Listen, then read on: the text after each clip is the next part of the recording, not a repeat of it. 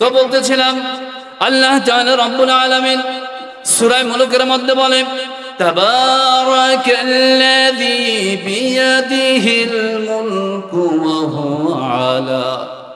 ওয়া হুয়া আলা কুল্লি শাইইন কাদির। এবার কণ্ঠ ছাইরে বলতে হবে তোমার আমার রবকে। আর কণ্ঠ ছাইরে বলো তোমার আমার রবকে, সৃষ্টিকর্তাকে, রিজিকদাতাকে, সবচেয়ে ক্ষমতাবানকে। আল্লাহ বলে আমি যদি সবচেয়ে ক্ষমতাবান হই তাহলে অবশ্যই আমার কদমে তুমি আগে সিজদা লাগাইয়া দাও। বান্দা তুমি যদি সিজদা দাও মনে রাখবা তোমার প্রত্যেকটা সিজদা তোমার জিন্দেগীর গুনাহগুলো মাফ করে দেয়। একটা হাদিসের কথা মনে পড়ে গেছে, হযরত আবু হুরায়রা রাদিয়াল্লাহু তাআলা আনহু বিশ্ব পয়গম্বরের একজন জলিল কদর সাহাবী।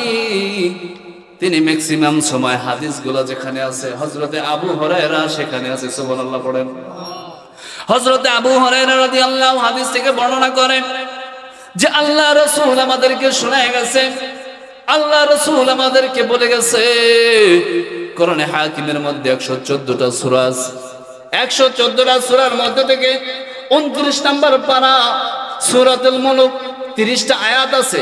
কোন বান্দা এবং বান্দি যদি রাতের ইশার সালাত পড়িয়া সূরাতুল মুলক তেলাওয়াত করিয়া ঘুমায়, হযরত আবু হুরায়রা রাদিয়াল্লাহু তাআলা আনহু ডাক দিয়ে বলে ওই বান্দা মরতে দেরি হবে, মালাকুল মাউত আয়েশা তার জান কবজ করতে দেরি হবে, আল্লাহ তাআলা রব্বুল আলামিন সূরা মুলকের বদৌলতে জান্নাত দিয়ে দিবে। তারপরে আরেকটা হাদিসের কথা মনে পড়ছে। হাদিসটা আসলে এভাবে যে দুনিয়ার মধ্যে যত নবী এবং রাসূল আসছে আল্লাহর সাথে কেউ তর্ক করবে না। সুবহানাল্লাহ।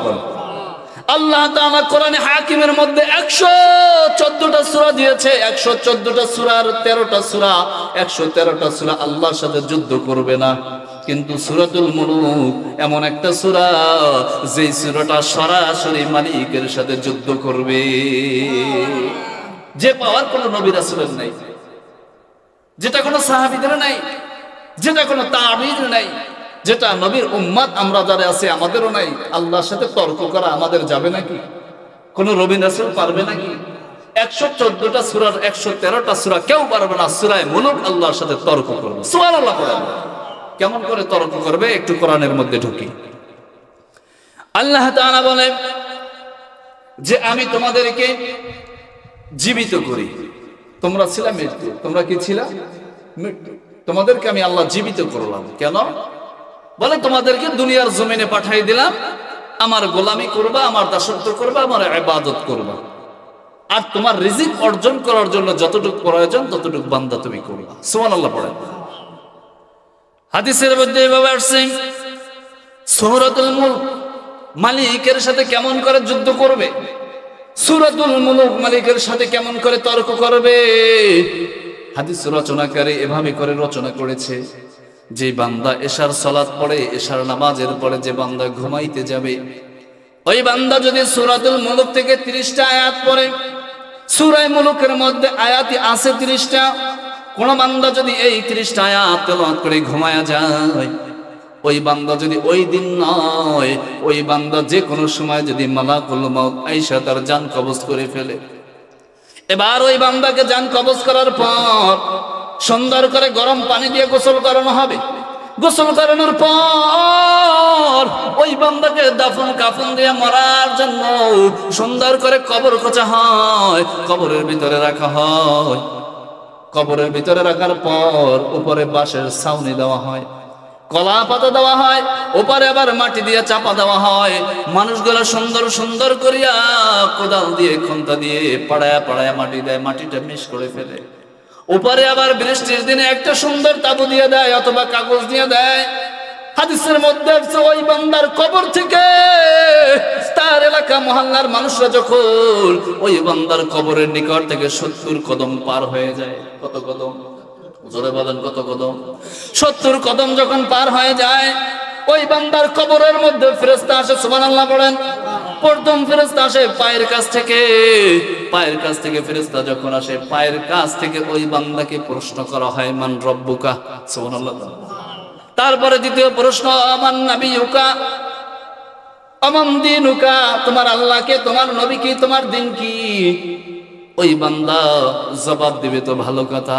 ওই বান্দা জবাব দেওয়ার আগে সূরাতুল মুলুক যেই বান্দা তেলাওয়াত করে ঘুমাইছে, ওই বান্দার সুন্দর করে ওই লাশটার উপরে সূরা মুলুক নামক একটা পাখি আইসা ওই বান্দার জবাবগুলো ফেরেশতার মাধ্যমে ওই পাখিটাই দিতে থাকে। চিল্লায় বলেন সুবহানাল্লাহ। ফেরেশতারা ডাক দিয়ে বলবে, কি ব্যাপার? আমি জিজ্ঞেস করলাম বান্দাকে, বান্দা উত্তর দিল না। কবরের মধ্যে পাখি সুন্দর করে উত্তর দিতেছে। ওই ফেরেশতারা পায়ের কাছ থেকে মাথার কাছে চলে যাবে। মাথার কাছে যখন চলে যাবে, ওই বান্দা মাথার কাছে যখন চলে যাবে, ওই বান্দাকে আবার প্রশ্ন করা হবে, মানে পার হব। ছোট্ট যদি একটা উদাহরণ দেয়, উদাহরণ দিলে বুঝবেন। আমাদের দেশে কিছু সাঁকো আছে না নেই? রাস্তা পার হওয়ার জন্য, খাল পার হওয়ার জন্য আছে না? ওই রকম একটা রাস্তা মনে করেন 1 কিলোমিটার, বেশি না, মাত্র 1 কিলোমিটার দিল একটা বাঁশ দিয়া, কোন ধরনই দিল না, কিচ্ছু দিল না। আপনি এবার কিভাবে যাবেন বলেন? যাওয়ার কোন সিস্টেম আছে নাকি? একটা বাঁশের উপর থেকে 1 কিলো জায়গা যাওয়া যাবে নাকি? আল্লাহ তাআলা বলেন, বান্দা তুমি যখন পুলসিরাতের নিকটে চলে যাবা, পুলসিরাতের নিকটে যাওয়ার পর বান্দা তুমি আমার কুদরতি কদমে সিজদা দিতে থাকবা আর বলবা, মালিক এরকম রাস্তা তুমি তৈরি করেছো, এটা যদি আগে জানতাম তাহলে আর কোনোদিন তোমার নাফরমানি করতাম না। এটা যদি আমি আগে জানতাম তাহলে আর কোনোদিন সুদ ঘুষ খাইতাম না। এটা যদি আগে জানতাম ক্ষমতায় যে মানুষের জমি দখল করতাম না। ও মালিক, এটা যদি আমি আগে জানতাম মানুষদেরকে ঠগাইতাম না। ও মালিক, পুলসিরাত পার হইতে হবে গো, এটা যদি আমি আগে জানতাম মানুষের অধিকার আদায় করে দিতাম। সঙ্গে সঙ্গে ওইখানে একটা পাখি বসে যাবে। হাদিসের মধ্যে আসছে ওটা দুনিয়ার কোনো পাখি নয়। আল্লাহ তাআলা কোরআনের মধ্যে 114টা সূরা দিয়েছে। 114টা সূরার মধ্যে থেকে একটা সূরা আছে সূরাতুল মুলুক, যেই বান্দা রাতের বেলায় পইরা ঘুমাইছে, ওই পাখি নামো সূরাটা তার ওই নিকটে গিয়া বসবে। কি ব্যাপার বান্দা, তুমি এখানে বসছো কেন? বলে, আমার পুলসিরাতের রাস্তা পার হইতে হবে, 30,000 বছরের রাস্তা, কেমন করে পার হব? এবার ওই সূরাতুল মুলুক বান্দাকে ডাক দিয়ে বলবে, তোমার ভয় নাই, তোমার টেনশন নাই, তোমার আর কোনো টেনশন নাই। তুমি প্রতিদিন দুনিয়ার জমিনে বৈশাও, আমাকে তুমি এশার পরে তেলাওয়াত কইরা কইরা ঘুমাইছো, কোরআনটাকে মহব্বত করছো, আলেম ওলামাদেরকে মহব্বত করছো, পীর মাশায়েখদেরকে মহব্বত করছো, হাদিস কোরআনের মজলিসে বসেছো, কোনদিন সূরা মুলুক ছাড়া তুমি ঘুমাও না। দুনিয়ার জমিনে তুমি যত বছর হায়াত পেয়েছো, প্রত্যেকটা বছর শুধু তুমি আমি এই যে সূরাতুল মুলুক, এটা শুরু থেকে শেষ পর্যন্ত 30টা আয়াত তুমি তেলাওয়াত করে ঘুমাইছো। আমাকে দুনিয়ার জমিনে ছাড়ো না, আমি সূরাতুল মুলুক তোমাকে জান্নাতে না পৌঁছান পর্যন্ত তোমাকে ছাড়বো না। আর একটু চিল্লায় বলুন সুবহানাল্লাহ। এবার সূরাতুল মুলুক ডাক দিয়ে বলে, বান্দা তোমার কোনো ভয় নাই, তোমার কোনো টেনশন নাই, তুমি এবার বিসমিল্লাহ বলে পুলসিরাতের উপর পা রাখো। সুবহানাল্লাহ কোন বান্দা যখন বিসমিল্লাহ বলে ডান পা পুলসিরাতের উপরে পা রাখবে, হাদিস শরীফের মধ্যে আসছে ওই বান্দা বিসমিল্লাহ বলার সঙ্গে সঙ্গে বিজলির আকারে 30,000 বছরের রাস্তাটা 1 সেকেন্ড নয়, চোখের পলকের মধ্যে আল্লাহ তাআলা রব্বুল আলামিন পার করে দিবে। এবার বলতেছিলাম সূরাতুল মুলুকের এই যে ঘটনাটা, এই যে সুন্দর করে আল্লাহ নিয়ামত রেখে দিয়েছে, আমরা মুসলমান কোরআন পড়তে পারি না, কথা নাই। আমরা মুসলমান হাদিস তো বুঝিই না, পীর মাশায়েখ যতটুক বলে অতটুক শুনি, আমল করার সিদ্ধান্ত নেই। পারি কি আর পারি না সেটা আমার মাথায় ধরে না। ও বন্ধু, যেই বান্দা এই সূরাতুল মুলকটার 30টা আয়াত প্রতিদিন ঘুমানোর আগে পয়রা পয়রা ঘুমাইবে, এই বান্দা মাটির নিচে যাইতে দেরি হবে, জান্নাতে যাইতে দেরি হবে না। বান্দা বিসমিল্লাহ বলে পুলসিরাত পার হয়ে যাবে। পুলসিরাতের পার হওয়ার পর বান্দা জান্নাতের নিকটে চলে যাবে। জান্নাতের নিকটে যখন চলে যাবে, জান্নাতের উপরে সুন্দর করে দরজায় লেখা দেখবে লা ইলাহা ইল্লাল্লাহ মুহাম্মাদুর রাসূলুল্লাহ সাল্লাল্লাহু আলাইহি ওয়াসাল্লাম। বান্দা দেখবে জান্নাতের উপরে কালেমা লেখা। বান্দা চিন্তা করবে, মালিক জান্নাতের উপরে কালেমা জামনে করে লেখা দেখা হয়, এটা যদি আমি দুনিয়ার জমিনে বুঝতাম তাহলে এই কালেমার তাৎপর্য কি, এটা আমি দুনিয়া থেকে বইজা আখিরাতের দিকে পদার্পণ করতাম। সূরাতুল মুলক ডাক দিয়া বলবে, ও বান্দা তোমার আর টেনশন নাই, তুমি এবার জান্নাতের মধ্যে ঢুকো। সুবহানাল্লাহ। বান্দা এবার জান্নাতের দরজা খুলে দেওয়া হবে। বান্দা সূরাতুল মুলক জান্নাতের দরজার সামনে বসা থাকবে। জান্নাতের মধ্যে বান্দা ঢুকে যাবে। ঢুকে যাওয়ার পর বান্দা এত সুন্দর জান্নাতের নিয়ামত দেখবে। বান্দা আল্লাহর শুকরিয়া আদায় করার সাথে সাথে বান্দা জান্নাতের মধ্যে ঢুইকা একটা সেজদা আল্লাহর কুদরতি পায়ে দিবে। আরেকটু চিল্লায় কর। বান্দা একটা সেজদা দিবে, সেজদা থেকে মাথা উঠাবে। বান্দা এবার মালিককে বলবে, মালিক দুনিয়ার জমিনে যদি আমি এই সূরাতুল মুলকটা তেলাওয়াত না করতাম, আল্লাহ জিন্দেগিতে জান্নাতে ঢুকতে পারতাম না। আর জান্নাতের মধ্যে এত সুন্দর নিয়ামত আমার মতো বান্দা বান্দিরাও দেখতে পারতো না। বান্দাকে নিয়ামত দেখানো হবে, বান্দাকে যা গাছ দেখানো হবে, ফল দেখানো হবে, ফুল দেখানো হবে, বিভিন্ন রকম নাজ নিয়ামত জান্নাতের মধ্যে ভরপুর দেখা হবে। ও বান্দা জান্নাতের দিকে, দেওয়ালের দিকে একটু তাকাইবে। কি ব্যাপার? দেওয়াল দেখি স্বর্ণের। কি ব্যাপার? দেওয়াল দেখি রূপার। কি ব্যাপার? দেওয়াল দেখি তামার। কি ব্যাপার? দেওয়াল দেখি হীরার। সুবহানাল্লাহ নাই? এ মুসলমান ইমানদার, দুনিয়ার জমিনে তুমি স্বর্ণ স্বর্ণ টাকা পয়সা করো, দুনিয়াটা তোমার জন্য কতটুক জায়গা? 50 বছর, 60 বছর, 70 বছর, 100 বছর। একটুখানি চিন্তা কইরা দেখো বান্দা, তুমি একটু বালিশের সাথে মাথাটা লাগায় চিন্তা করো যে 100 বছর হায়াত পাইলাও, 100 বছর পর তোমার নামে মসজিদের মাইকে পড়া হবে ইন্না লিল্লাহি ওয়া ইন্না ইলাইহি রাজিউন। তোমাকে আল্লাহ জীবিত করলো, তোমার তো মরা লাগবে। তোমাকে ইন্না লিল্লাহ বলা হলো, দাফন দেওয়া হলো, তোমার 100 বছরের মাত্র জিন্দেগি শেষ। বান্দা তুমি কবরে গেছো, তোমার আসল জিন্দেগি শুরু। জান্নাতের মধ্যে ঢুকছো। আল্লাহ বলে যে সমস্ত বান্দারা একবার জান্নাতের মধ্যে ঢুকবে আর জিন্দেগিতে জান্নাতের মধ্য থেকে বের হওয়ার লাগবে না। আল্লাহ তাআলা রব্বুল আলামিন পবিত্র হাকিমের মধ্যে 114 খানা সূরা দিয়েছে।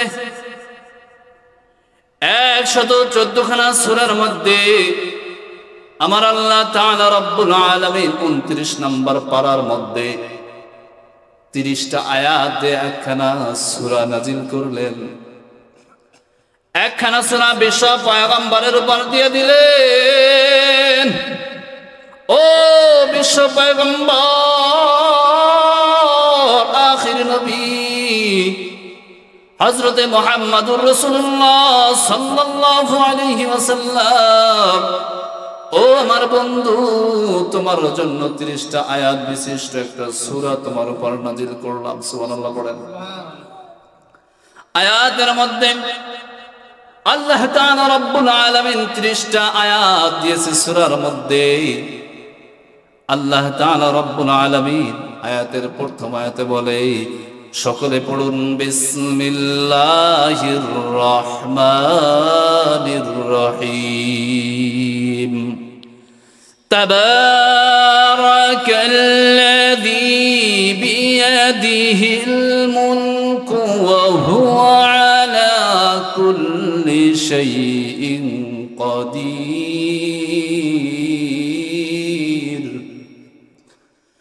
আল্লাহ তাআলা রব্বুল আলামিন সূরা মুলকের মধ্যে 30টা আয়াত দিয়েছে। 1 নম্বর আয়াতের মধ্যে মালিক বলে, তাবারাকাল্লাযী বিয়াদিহিল মুলকু ওয়া হুয়া আলা কুল্লি শাইইন কাদির। তুমি একটু চিন্তা করো, গবেষণা করো, একটু ফিকির করে বলো তোমার আমার রব কে। আর কণ্ঠ ছাইরা বলতে হবে তোমার আমার রব কে। আল্লাহ যদি আমাদের রব হয়, আল্লাহ যদি আমাদের মালিক হয়, আল্লাহ যদি আমাদের সৃষ্টিকর্তা হয়, অবশ্যই আল্লাহর প্রতি আমাদের ঈমান আনার দরকার আছে না নেই? আল্লাহ কত বড় মালিক, আল্লাহ কত বড় সৃষ্টিকর্তা বলা, আল্লাহ কেমন খালেক, আল্লাহ কেমন মালিক, আল্লাহ কেমন সত্তার, আমার রব আল্লাহ কেমন জব্বার।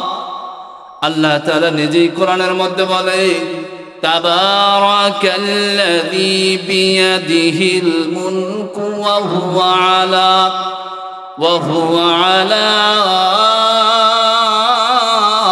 কুল্লি শাইইন কাদির।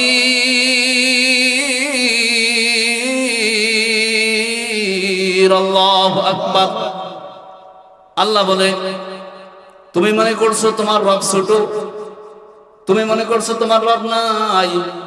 না না, আমি আল্লাহ, আমি হলাম তোমার রব, আমি হলাম তোমার সৃষ্টি করনেওয়ালা, আমি হলাম দুনিয়ার মালিক, আমি হলাম এই আসমানের মালিক, আমি হলাম এই জমিনের মালিক, আমি হলাম গাছের মালিক, আমি হলাম তুমি বান্দা, তোমার মালিক আল্লাহ। সুবহানাল্লাহ বলেন।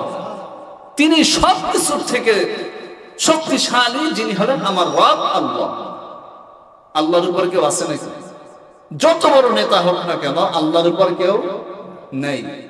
আল্লাহ তাআলা পরে আয়াতে বলে যে আমি যে শক্তিশালী, আমি যে তোমাদের রব, এর একটা উদাহরণ কি?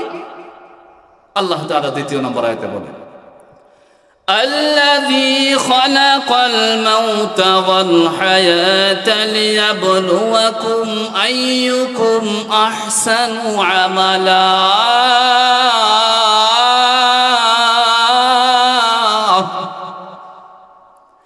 أحسن عملا وهو العزيز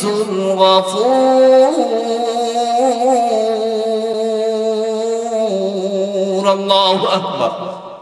আল্লাহ যে শ্রেষ্ঠ, আল্লাহর উপর যে কেউ নাই, আল্লাহ যে সৃষ্টিকর্তা, আল্লাহ হচ্ছে আমাদের রব, আল্লাহ হচ্ছে আমাদের মালিক। এখন আল্লাহ তাআলা বললেন আমি যে কত বড় মালিক তুমি কি জানো? এবার একটু চিন্তা করো। কি চিন্তা? আল্লাযী খালাকাল মাউতা ওয়াল হায়াতা লিয়াবলুয়াকুম আইয়ুকুম আহসানু আমালা ওয়া হুয়াল আজিজুল গফুর। আল্লাহ তাআলা বলে, আল্লাযী খালাকাল মাউতা, আল্লাযী, যিনি, খালাকা, সৃষ্টি করেছেন, আল মাউত। আল্লাহ তাআলা সুন্দর করে বলে, যিনি সৃষ্টি করেছেন মৃত্যু, মরণ। আমাদের জন্য মরণ আছে না নেই? কথা বলেন, মরণ আছে না নেই? আল্লাযী খালাকাল মাউতা ওয়াল হায়াতা লিয়াবলুয়াকুম আইয়ুকুম আহসানু আমালা।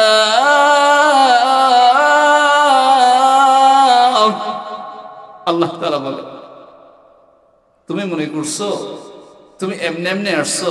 না, আল্লাযী, যিনি, অর্থাৎ আমি আল্লাহ, খালাকা, সৃষ্টি করেছি, আল মাউত, মৃত্যু, ওয়াল হায়াতা, তোমাকে আমি হায়াত দিয়েছি, জীবিত করেছি। সুবহানাল্লাহ পড়েন।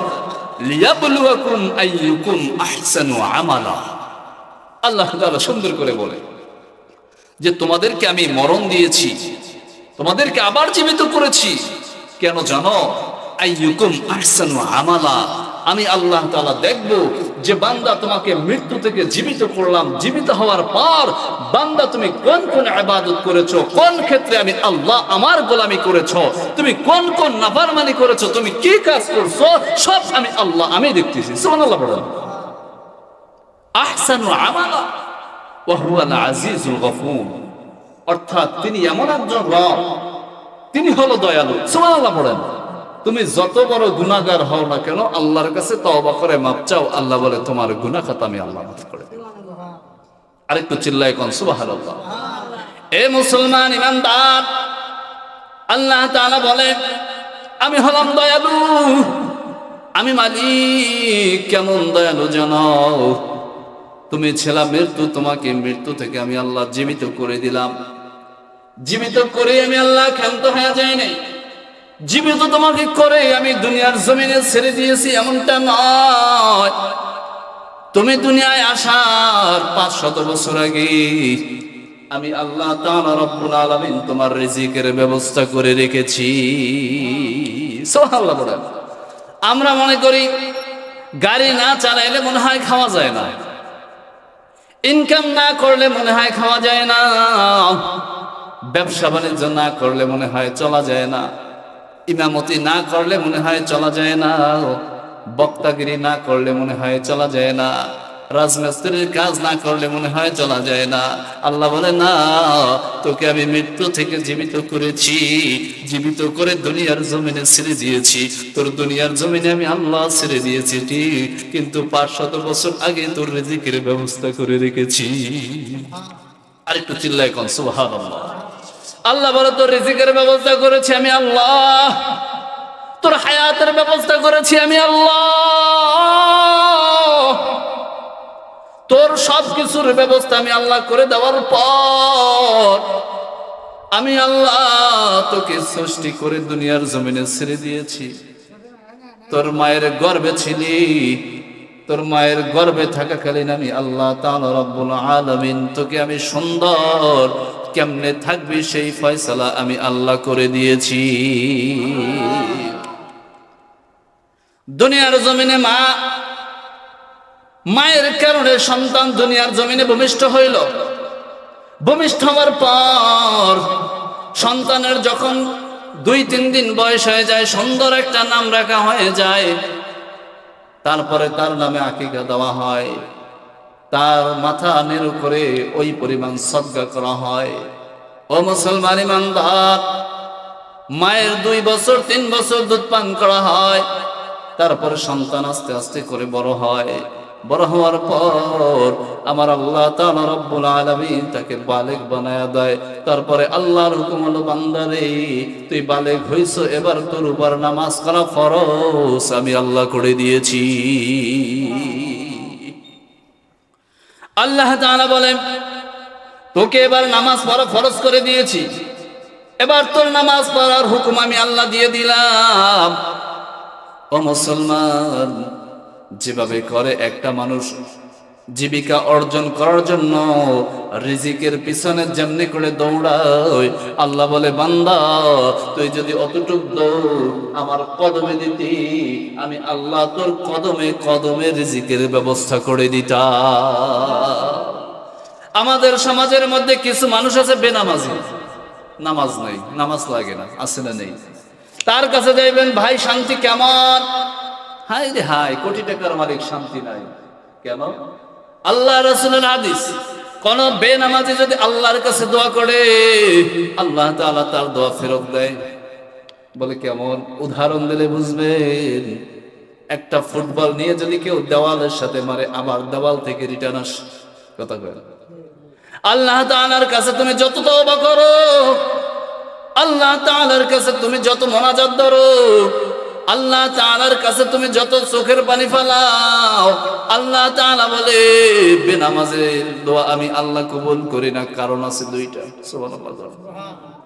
1 নাম্বার কারণ হলো কাফেরের সাথে মুসলমানদের সাথে পার্থক্য হলো নামাজ। সুবহানাল্লাহ। এবার কাফেরেরা নামাজ পড়ে না, হিন্দুরা নামাজ পড়ে না, খ্রিস্টানরা নামাজ পড়ে না, কিন্তু দেখবেন কিছু কিছু কাফের মুশরিক হিন্দুরা আছে, তারাও কিন্তু পাগড়ি মাথায় দেয়। আছে না নেই? কথা বলেন, আছে না নেই? কিছু মানুষ দেখবেন দাড়ি আছে বড় বড়, আমাদের থেকেও বড় দাড়ি আছে না নাই? কিছু মানুষ দেখবেন এখন পাঞ্জাবি পরে রাস্তায় হাঁটে। এটা কি মুসলমানের সন্তান নাকি হিন্দুদের সন্তান বোঝা বড় কষ্ট, ঠিক কিনা? কিন্তু একজন বেনামাজির সাথে কাফের মুশরিকদের সাথে পার্থক্য হলো সালাত। as-salatu imaduddin, মুসলমানের দিন, মুসলমানের ধর্ম। মুসলমান হলো ইসলাম ধর্মের মানুষ, মুসলমান হলো শান্তির ধর্মের মানুষ। কাফের মুশরিকরা নামাজ পড়ে না, কিন্তু মুসলমানের সন্তান হয়ে আল্লাহর কদমে সেজদা দেয় না। কোটি টাকার মালিক জিজ্ঞেস করবেন, ভাই তুমি কেমন আছো? বলবে শান্তি নাই। বলে কেন শান্তি নাই? বলে রাতের বেলায় ঘুম নাই। কেন তোমার ঘুম নাই? বলে সারাদিন টাকার চিন্তা, টাকার নেশায় পাইল, টাকার চিন্তায় ঘুমে ধরে না, ট্যাবলেট খেয়েও ঘুম নাই। কোটি টাকা দিলেও তোমার ঘুম নাই, কারণ শান্তিতে ঘুমানোর মালিক কে? শান্তিতে তুমি 2-4 নেলা খাবার দেওয়ার মালিক কে? রিজিকের মালিক কে? হায়াতের মালিক কে? জীবনের মালিক কে? ও মুসলমান ইমানদার, বলে 12 লক্ষ কোটি কোটি টাকা আছে আমার রিজিকের মধ্যে সমস্যা। বলে কি?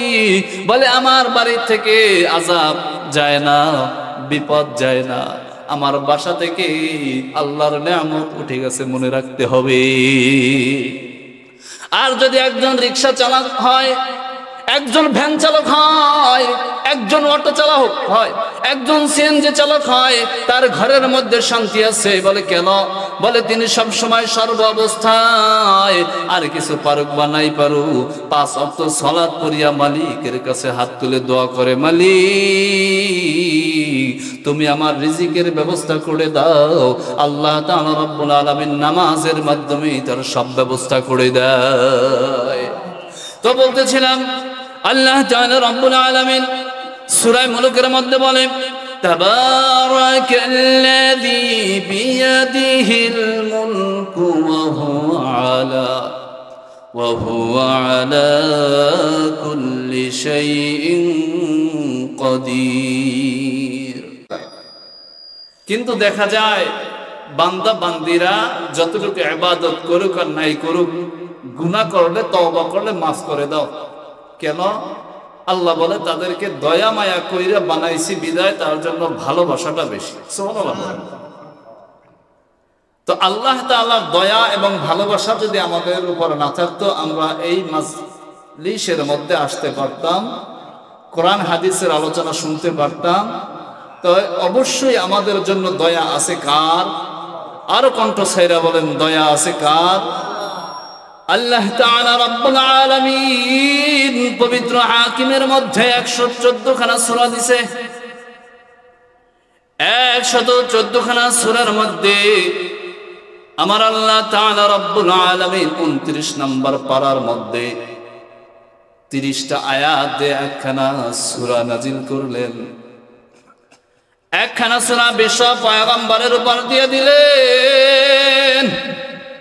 ও বিশ্ব পয়গম্বর, আখির নবী হযরতে মুহাম্মদুর রাসূলুল্লাহ সাল্লাল্লাহু আলাইহি ওয়াসাল্লাম, ও আমার বন্ধু, তোমার জন্য 30টা আয়াত বিশিষ্ট একটা সূরা তোমার উপর নাজিল করলাম। সুবহানাল্লাহ পড়েন।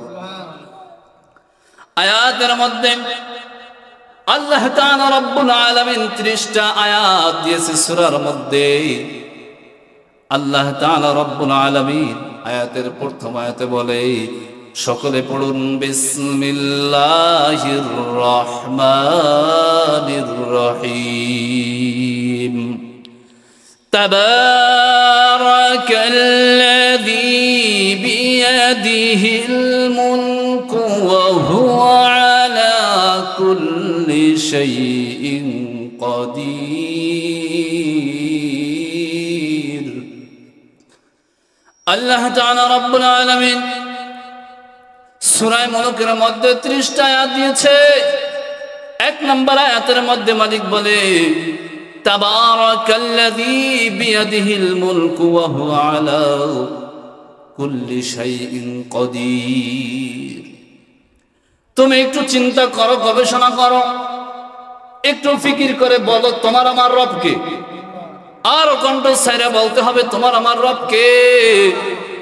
আল্লাহ যদি আমাদের রব হয়, আল্লাহ যদি আমাদের মালিক হয়, আল্লাহ যদি আমাদের সৃষ্টিকর্তা হয়, অবশ্যই আল্লাহর প্রতি আমাদের ঈমান আনার দরকার আছে না নেই? আল্লাহ কত বড় মালিক, আল্লাহ কত বড় সৃষ্টিকর্তা বলা, আল্লাহ কেমন খালেক, আল্লাহ কেমন মালিক, আল্লাহ কেমন সত্তার, আমার রব আল্লাহ কেমন জব্বার। আল্লাহ তাআলা নিজেই কোরআনের মধ্যে বলে, তাবারাকাল্লাযী বিয়াদিহিল মুলকু ওয়া হুয়া আলা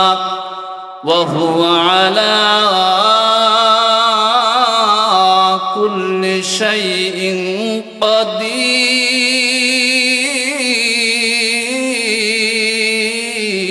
আল্লাহু আকবার।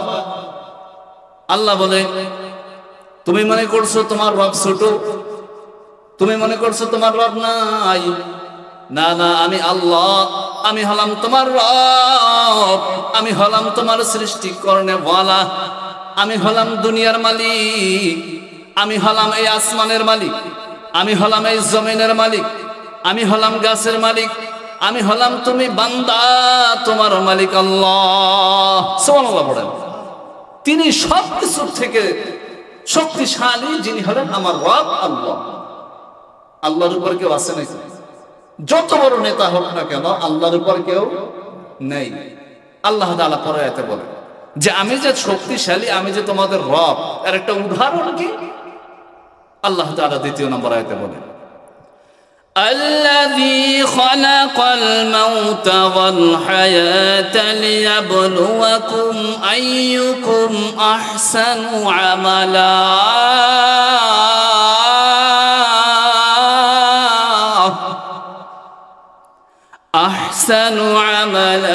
وهو العزيز الغفور। আল্লাহু আকবার। আল্লাহ যে শ্রেষ্ঠ, আল্লাহর উপর যে কেউ নাই, আল্লাহ যে সৃষ্টিকর্তা, আল্লাহ হচ্ছে আমাদের রব, আল্লাহ হচ্ছে আমাদের মালিক। এখন আল্লাহ তাআলা বললেন, আমি যে কত বড় মালিক তুমি কি জানো? এবার একটু চিন্তা করো। কি চিন্তা?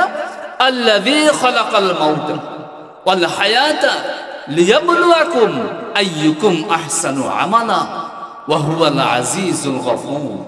আল্লাহ তাআলা বলে, আল্লাযী খালাকাল মাউতা, আল্লাযী, যিনি, খালাকা, সৃষ্টি করেছেন, আল মাউত। আল্লাহ তাআলা সুন্দর করে বলে, যিনি সৃষ্টি করেছেন মৃত্যু, মরণ। আমাদের জন্য মরণ আছে না নেই? কথা বলেন, মরণ আছে না নেই? আল্লাযী খালাকাল মাউতা ওয়াল হায়াতা লিয়াবলুয়াকুম আইয়ুকুম আহসানু আমালা।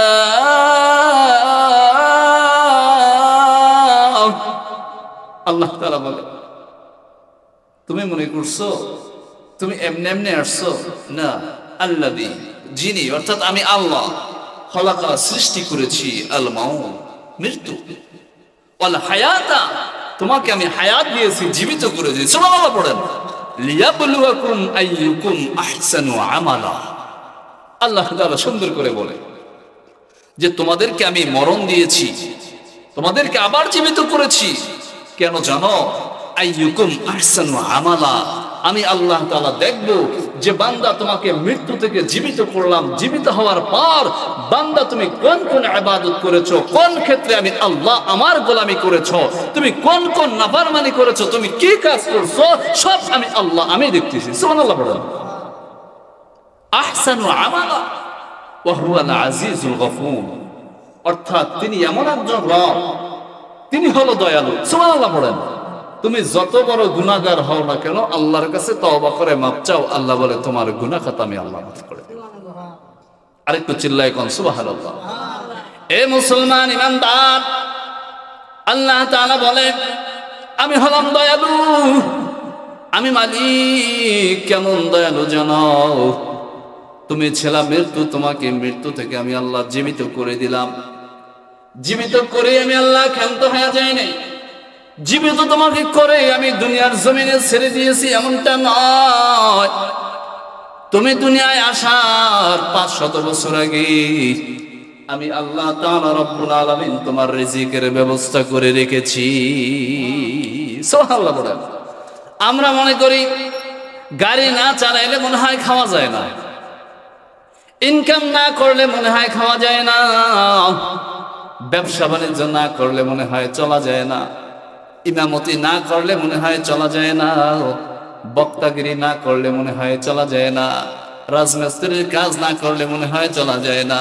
আল্লাহ বলে না, তোকে আমি মৃত্যু থেকে জীবিত করেছি, জীবিত করে দুনিয়ার জমিনে ছেড়ে দিয়েছি। তোর দুনিয়ার জমিনে আমি আল্লাহ ছেড়ে দিয়েছি ঠিক, কিন্তু 500 বছর আগে তোর রিজিকের ব্যবস্থা করে রেখেছি। আরেকটু চিল্লায় কোন সুবহানাল্লাহ। আল্লাহ বলে তোর রিজিকের ব্যবস্থা করেছি আমি আল্লাহ, তোর হায়াতের ব্যবস্থা করেছি আমি আল্লাহ, তোর সবকিছুর ব্যবস্থা আমি আল্লাহ করে দেওয়ার পর আমি আল্লাহ তোকে সৃষ্টি করে দুনিয়ার জমিনে ছেড়ে দিয়েছি। তোর মায়ের গর্ভে ছিলি, তোর মায়ের গর্ভে থাকাকালীন আমি আল্লাহ তাআলা রব্বুল আলামিন তোকে আমি সুন্দর কেমনে থাকবি সেই ফয়সালা আমি আল্লাহ করে দিয়েছি। দুনিয়ার জমিনে মায়ের কারণে সন্তান দুনিয়ার জমিনে ভূমিষ্ঠ হইল। ভূমিষ্ঠ হওয়ার পর সন্তানের যখন 2-3 দিন বয়স হয়ে যায়, সুন্দর একটা নাম রাখা হয়ে যায়, তারপরে তার নামে আকিকা দেওয়া হয়, তার মাথা নেড়ু করে ওই পরিমাণ সদকা করা হয়। ও মুসলমান ইমানদার, মায়ের 2 বছর 3 বছর দুধ পান করা হয়, তারপরে সন্তান আস্তে আস্তে করে বড় হয়। বড় হওয়ার পর আমার আল্লাহ তাআলা রব্বুল আলামিন তাকে বালেগ বানায়া দেয়। তারপরে আল্লাহর হুকুম হলো, বান্দারে তুই বালেগ হইছো, এবার তোর উপর নামাজ করা ফরজ আমি আল্লাহ করে দিয়েছি। আল্লাহ তাআলা বলেন, তোকে এবার নামাজ পড়া ফরজ করে দিয়েছি, এবার তোর নামাজ পড়ার হুকুম আমি আল্লাহ দিয়ে দিলাম। ও মুসলমান, যেভাবে করে একটা মানুষ জীবিকা অর্জন করার জন্য রিজিকের পিছনে যেমনি করে দৌড়ায়, আল্লাহ বলে বান্দা তুই যদি অতটুক দৌড় আমার কদমে দিতি, আমি আল্লাহ তোর কদমে কদমে রিজিকের ব্যবস্থা করে দিতাম। আমাদের সমাজের মধ্যে কিছু মানুষ আছে বেনামাজি, নামাজ নাই, নামাজ লাগে না, আছে না নেই? তার কাছে যাইবেন, ভাই শান্তি কেমন? হাই রে হাই, কোটি টাকার মালিক শান্তি নাই কেন? আল্লাহ রাসূলের হাদিস, কোন বেনামাজি যদি আল্লাহর কাছে দোয়া করে আল্লাহ তাআলা তার দোয়া ফেরত দেয়। বলে কেমন? উদাহরণ দিলে বুঝবেন। একটা ফুটবল নিয়ে যদি কেউ দেওয়ালের সাথে মারে, আবার দেওয়াল থেকে রিটার্ন আসে, কথা কয় আল্লাহ তাআলার কাছে তুমি যত তওবা করো, আল্লাহ তাআলার কাছে তুমি যত মোনাজাত ধরো, আল্লাহ তাআলার কাছে তুমি যত চোখের পানি ফেলাও, আল্লাহ তাআলা বলে বেনামাজের দোয়া আমি আল্লাহ কবুল করি না। কারণ আছে 2টা। সুবহানাল্লাহ। 1 নাম্বার কারণ হলো কাফেরের সাথে মুসলমানদের সাথে পার্থক্য হলো নামাজ। সুবহানাল্লাহ। এবার কাফেরেরা নামাজ পড়ে না, হিন্দুরা নামাজ পড়ে না, খ্রিস্টানরা নামাজ পড়ে না, কিন্তু দেখবেন কিছু কিছু কাফের মুশরিক হিন্দুরা আছে, তারাও কিন্তু পাগড়ি মাথায় দেয়। আছে না নেই? কথা বলেন, আছে না নেই? কিছু মানুষ দেখবেন দাড়ি আছে বড় বড়, আমাদের থেকেও বড় দাড়ি আছে না নাই? কিছু মানুষ দেখবেন এখন পাঞ্জাবি পরে রাস্তায় হাঁটে।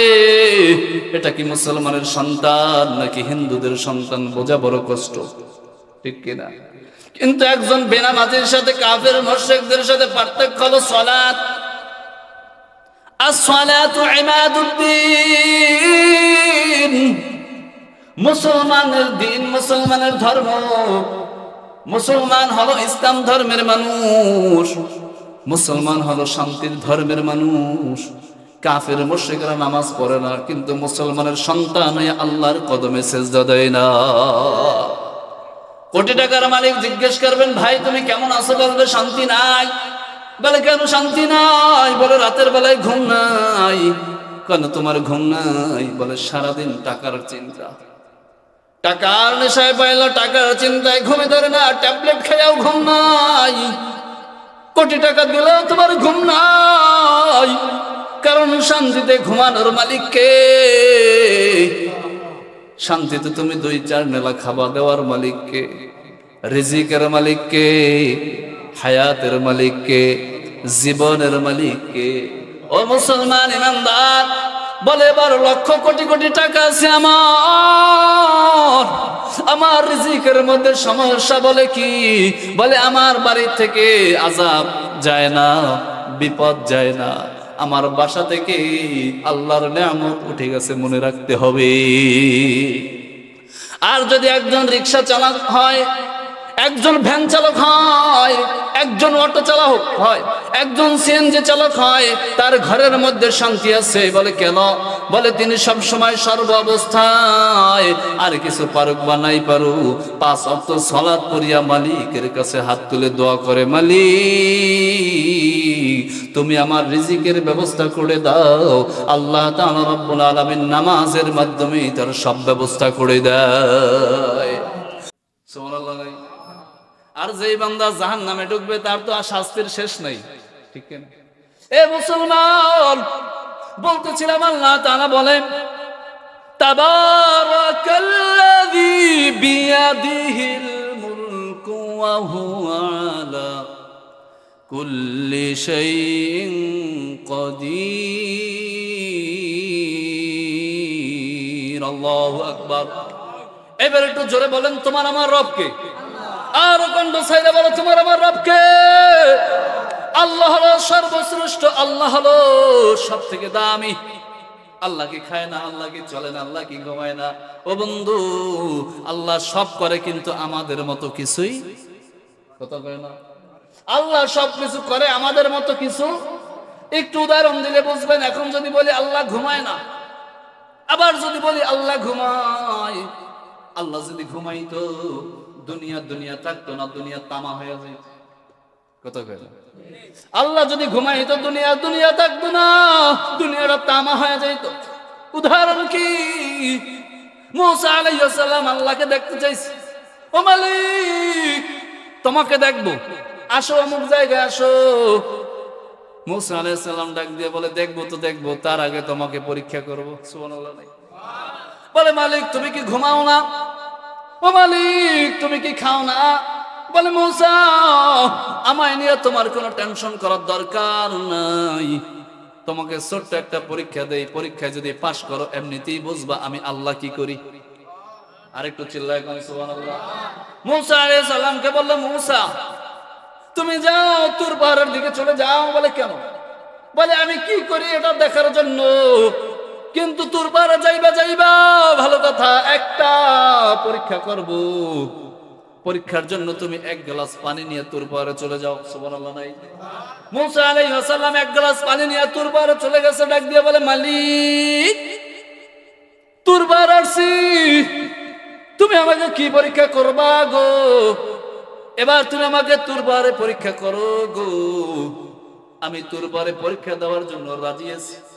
আল্লাহ তাআলা ডাক দিয়ে বলে, মুসা তুমি স্থির হয়ে দাঁড়াও, স্টিল হয়ে দাঁড়াও, সোজা হয়ে দাঁড়াও। মুসা আলাইহিস সালাম বলে, মালিক আমি সোজা হয়ে দাঁড়াইছি। সুবহানাল্লাহ নাই? মুসা আলাইহিস সালামকে বললে, এবার হাতটা সোজা করো, টান করো। সুবহানাল্লাহ। বলে হাতটা সোজা করেছি। বলে ডান হাতের গ্লাসটা বাম হাতে নাও। বলে নিছি। বলে হাতটা সোজা করো, করছি। বলে হাতের তালুর উপরে তোমার পানি ভর্তি গ্লাসটা নাও। সুন্দর করে মুসা আলাইহিস সালাম ডান হাতের উপরে গ্লাসটা রাখছে।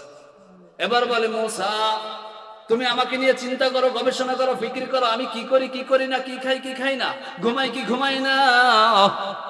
ও মুসা তুমি এবার গ্লাসটা নিয়ে দাঁড়ায় যাও, আমি আল্লাহ কি করি দেখবা। তুমি মুসা টের পাইবা আমি আল্লাহ কমনে আছি। সুবহানাল্লাহ। মুসা আলাইহিস সালাম গ্লাসটা নিয়ে দাঁড়াইছে। কিছুক্ষণ দাঁড়ানোর পর মুসা আলাইহিস সালাম ঢুলে নড়াচড়া করে। কি ব্যাপার? কতক্ষণ দাঁড়ায় থাকা? ঠ্যাং তো ব্যথা করে। কতক্ষণ চিন্তা করতেছে, যাক একটু ঠ্যাং ব্যথা করলে করুক, একটু দাঁড়ায়। মুসা আলাইহিস সালাম একটু দাঁড়াইলো। কিছুক্ষণ যাওয়ার পর মুসা আলাইহিস সালামের 2 সেকেন্ড ঘুম আসছে, সুবহানাল্লাহ, 2 সেকেন্ড ঘুম চলে আসছে। মুসা আলাইহিস সালাম একটু তন্দ্রায় গেল, ঘুমটা আসছে কেবল তন্দ্রায় গেছে। এর মধ্যে হাতে তো গ্লাস, পানির গ্লাস একদম ভরা। মুসা আলাইহিস সালাম যখনই একটু চোখটা বন্ধ করলেন, গ্লাসটা নড়ে উঠলো, পানি একটু পড়লো। মুসা আলাইহিস সালাম সঙ্গে সঙ্গে গ্লাসটা রাইখা আল্লাহর কুদরতি পায়ে সিজদা দিয়েছে, সুবহানাল্লাহ বলেন। মুসা আলাইহিস সালাম ডাক দিয়ে বলে, মালিক আপনার কুদরত কত বড়, আপনি আল্লাহ কি খান না নাকি ঘুমান না? আমি মুসা এটা আবার বোঝার দরকার নাই, আমি শুধু একটু গ্লাস কতক্ষণ হাতে নিয়েছি বুঝতে পেরেছি যে আমি মুসা একটু তন্দ্রায় গেছি, আমার গ্লাসটা এভাবে এলোমেলো হয়ে গেছে। ও মালিক আপনি যদি ঘুমাইতেন, খাইতেন, চলতেন, ফিরতেন, তাহলে দুনিয়া থাকতো না, আসমান চাঁদের জায়গায় যাইতো, চাঁদ আসমানের জায়গায় চলে যাইতো। এবার চিন্তা করো, মালিক আমার আল্লাহ বলে, মুসা আমাকে নিয়ে তোমার টেনশনের দরকার নাই, আমাকে নিয়ে কেউ গবেষণা করার দরকার নাই, আমার নিয়ামত নিয়ে গবেষণা করো, আমি আল্লাহ আমার পরিচয় এমনি পাইয়া যাইবা।